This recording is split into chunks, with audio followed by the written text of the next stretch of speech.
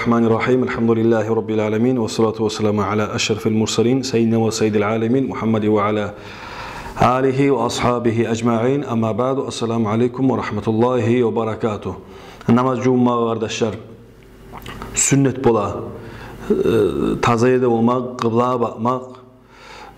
Ama hali bu tuvaletler mesela bani içinde unitaz var.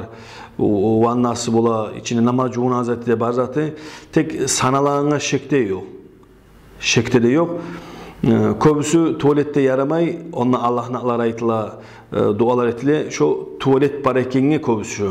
Nasekenge tuvalet bani özü bular nasellip sanalır kitaplarda. Ama hali zamanında su verip taptaza içi yarı iyisi var. Başka adam birbirinin ocağından taza mesela birbirinin tuvaletleri. Onun için şöyle taza tuvalette nas degen zat taygan zamanla başka onu daşı karhatlığı tayya dep aytagan alimler de var. Abiler ayta ne başka tuvalet bolgan soň şu karhatlığı kala dep ayta. Karhat dep aytagan zat şonun içine yaxşı tugul. Cuma. Atak namaz cumalığı sanala, sanalmayı dep aytagan zat tugul. İçine cumsan sanalmada sanala ve yaramada yaray çok köpte.